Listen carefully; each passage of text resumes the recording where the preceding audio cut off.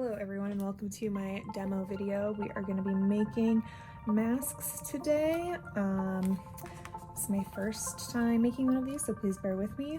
I'm going to try and make it short, but I also want to talk about ways of increasing your efficiency. So there's going to be some little tips and tricks, basically centered around how to make the most masks the fastest. There is a way to cut out a whole bunch of these at once. That's a separate video. I'm in a little bit of a rush today, so we're going to use parts that I've already cut out, but I recommend printing out your pieces and putting them on a piece of tag board. That makes it a lot easier to trace, and you can just like slap it down. They're more durable. Just want to remind people to make sure that you're printing everything out at 100% copy ratio. Okay, so what we are using today is my version 2 pattern that I just released, and this one is just a little bit different than version 1 in that this part is a little bit wider, and it just fits a more broad range of faces that way. If you want to make smaller ones, you can reduce the copy ratio to 95%, or if you want to make larger ones, you can increase it to like 105%.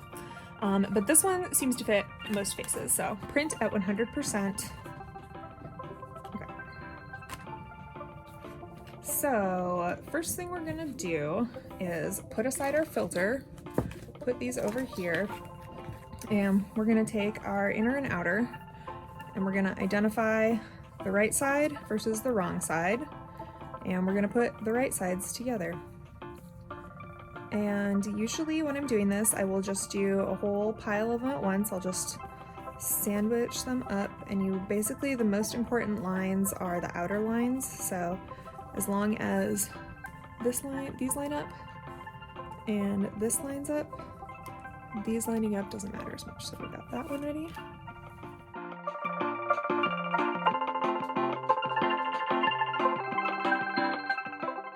So those ready, we're gonna pull around our sewing machine and get this plugged in.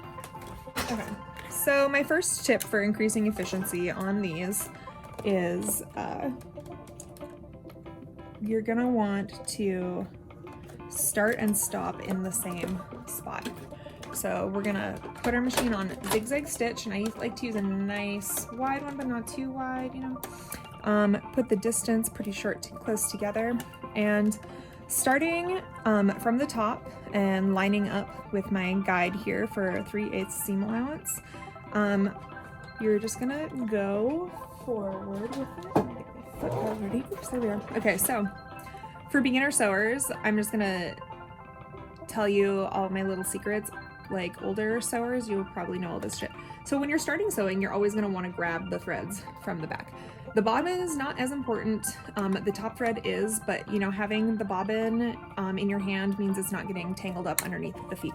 So when I start, I always make sure I have both threads, and we're just gonna go along, and then we're just gonna go right back into reverse and reverse over it and go forward just again a little bit, and then we're gonna free it and snip it. So by starting and stopping at the same point, I now only have to cut once when I'm trimming my threads, which when you're making a lot of these, it saves a lot of time. So we're gonna do the same on the other side, and by starting at the top, it makes it a lot more accurate to reverse from this direction, because the bulk of the material is over here, and so instead of pushing with this tiny edge backwards, you're pushing with all of this. So let me demonstrate. So you go forward, and then you're just gonna pull it backwards, and the tension on it stays nice and good and doesn't get all stretched out. So definitely make sure to let your machine do all the work if you're using a knit, and not force anything, otherwise things will come out warped. We're gonna do the same to these ones too. So line up with your guide, hold your threads, go forward, and go backward. And do that on the bottom side too.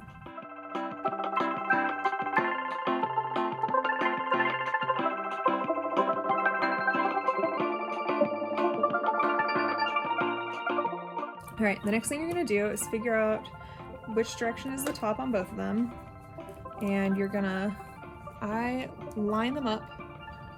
Let me move this out of the way a little bit. I will line them up like that. There's a lot of different ways you can do this. For some reason, if I just go fastest, it works for me, or this is fastest for me. Put one finger there, and one finger there. And so the idea is you're trying to sandwich these seams together, but you want one seam to be facing one direction and one to be facing the other so that they don't make it too bulky on them. And you just kind of put it in there like that. And you are gonna do the same thing on the other side, but just line them up a bit and put your finger in there and feel it. So they should fit in each other very snugly. Perfect little shape in there. So the fastest and most efficient way I've actually found to do this involves only using 2 pins. And it's gonna be one right here and one on the other side. So you see in here you have your inner inside the outer, and it's shorter. What you're gonna do is making sure your seams are lined up and that these are lined up, you are going to fold that over right like there. And from the other side, we're gonna put 1 pin on it. Right there, like that. Okay, so then we're gonna do the same thing on the other side. And you're pinning from the front, from the mask outer. So again, we have this little fold over here. We're gonna fold it over. And we're gonna just pop 1 more pin in this. All right, so that's actually all the pinning you should need. What you're gonna do now is pull your machine over and you're gonna grab your elastic. Oops. So, I personally prefer the matte elastic on the outside. So I put the shiny on the inside, and you can see that there's a line down the center of it because this is fold over elastic. So you're using this line down the middle of your elastic as your guide. And what you're doing is you're putting this up to the edge of that line there so that we can fold it over eventually and have it so like that. So the way we're gonna do this is starting at the very edge of this elastic. This is a pre-cut piece of elastic. I've cut to 24 inches. You start right at the edge there, and you're gonna just put it in the little foot like that. And you're gonna use, you can either use a regular zigzag stitch, or I like to use an elastic stitch, and I'm gonna put my directory of terms in the PDF on my website. So you can either Google what elastic stitch is or wait for that information to befall you. So immediately what we're gonna do is we're gonna hold our threads, move these first threads out of the way, and we're gonna just do a couple stitches in, and we're gonna go back and we're gonna come in again. And that is just to give us a good solid place to start so that this won't unravel. So next thing I'm gonna do is I'm gonna pinch this seam right here and make sure these 2 things are lined up. And with my right hand, I'm gonna be pulling this elastic. I'm not pulling it so much that it warps too much or like, you know, will gather too much, but I'm pulling it just a little bit so that it will be snug. And this is how you're going to have a very like tight seal around your face, is by getting this elastic like at a good tension. So snug, but not too snug.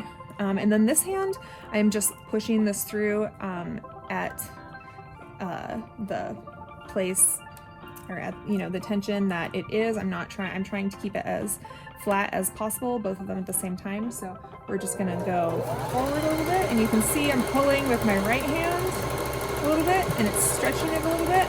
And then, so I use my nail because I can, but you can also stop and just pop over that with your little foot by lifting it up a little bit and twisting, pivoting a little bit. And then the next thing I'm gonna do is I'm gonna grab at the bottom here on this folded over corner, and I'm just gonna hold on to that as though it were pinned, because my fingers have now become the pin.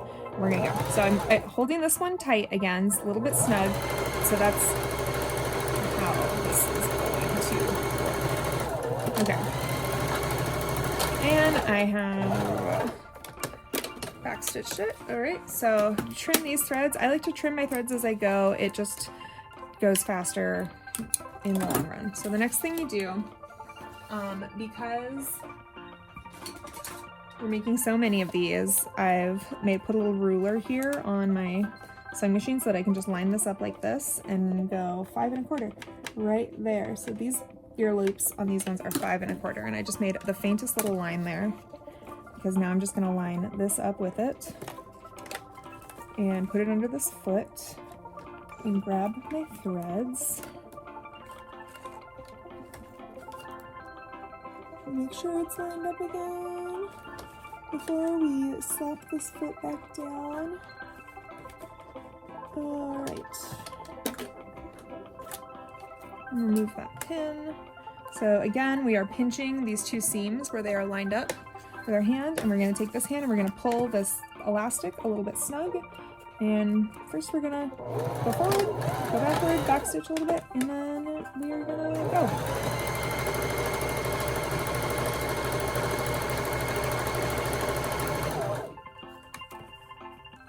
And same with this side as well. We will be finding that fold and pulling it over. Should be pretty even there, like that. And go. And I feel this getting a little loose, so I'm gonna just lift up really quick and push this fold back over here, like that. And again. Okay, so again, we're trimming our threads as we go because we are good and responsible.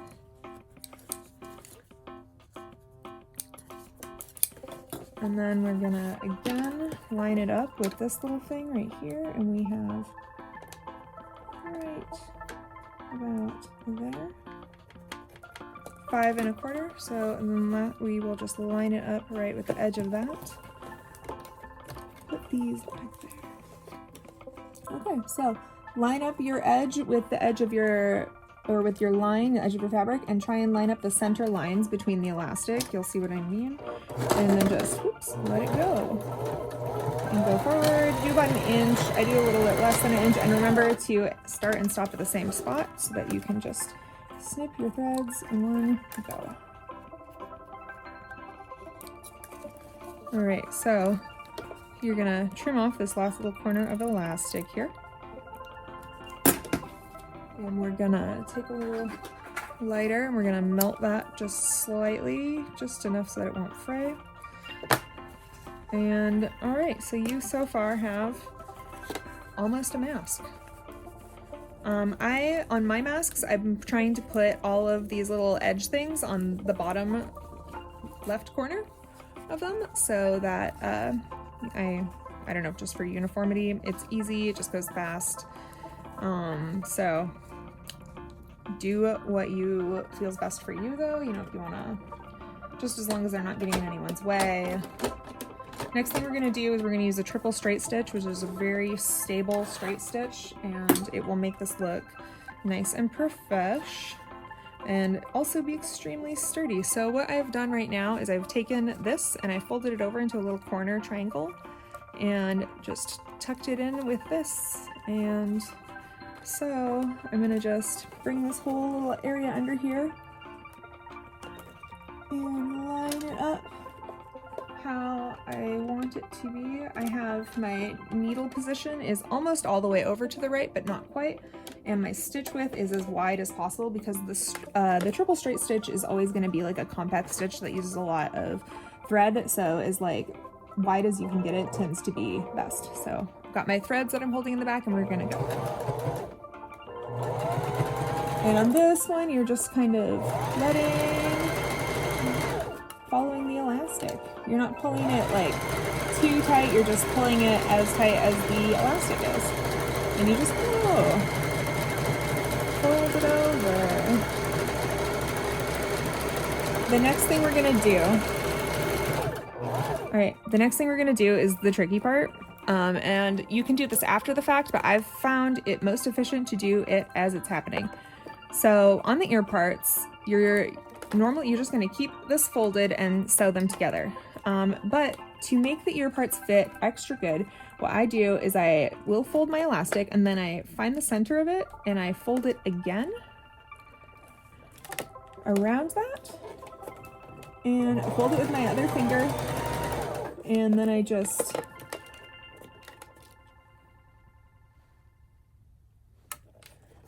go.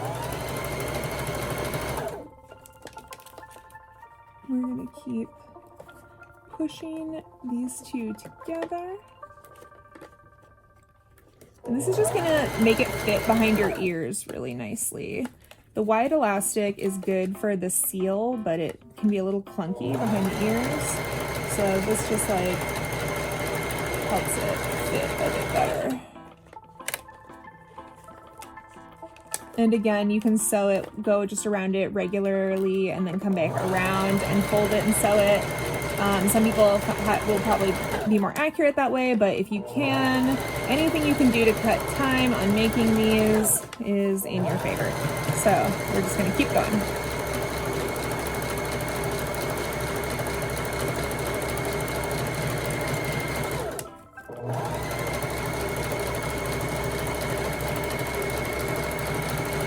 Okay, we've come to the other side again, so we have this folded in half, and I fold it, pinch it from the top down, and that kind of, I just think it looks best when it comes out. It just flows with the elastic, and we are gonna pull this around like here.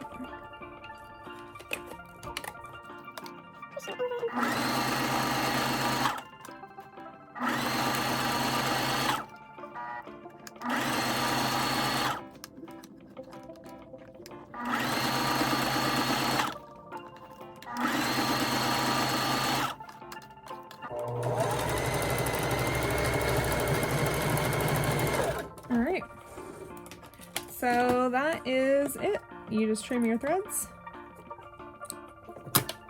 and you have mask. You can tell the top from the bottom.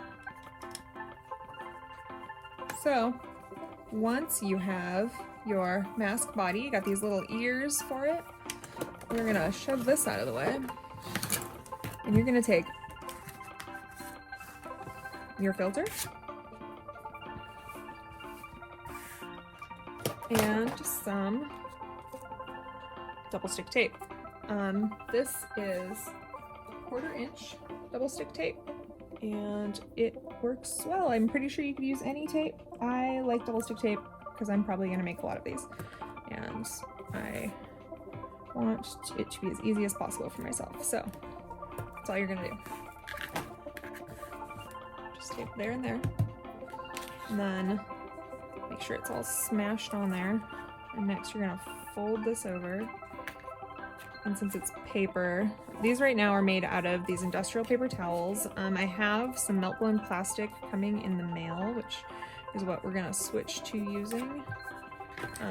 But it's gonna be a minute, and this is the next best thing apparently. So it works all right, but I think the melt blown plastic being stiffer will work a bit better. So anyways, you've got it folded in half. You're gonna pull your tape on your little part here, or wherever, just get the paper off. Embarrassing. Okay, there it goes. And you're gonna smash it down like that. Do the same thing to the other side.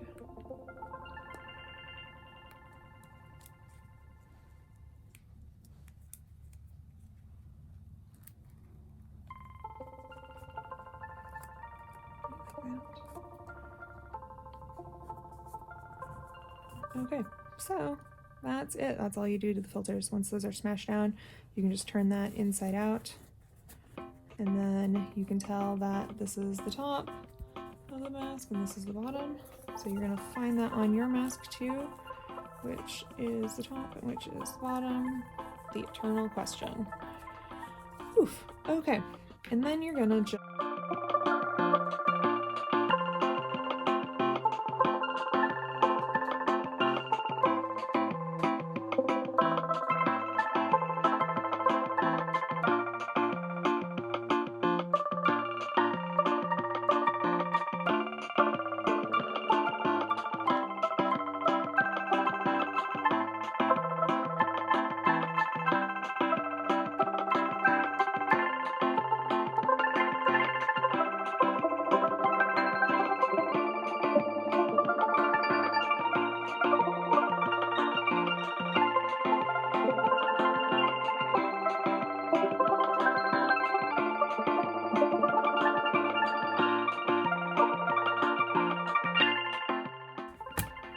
ready to go. All right, well,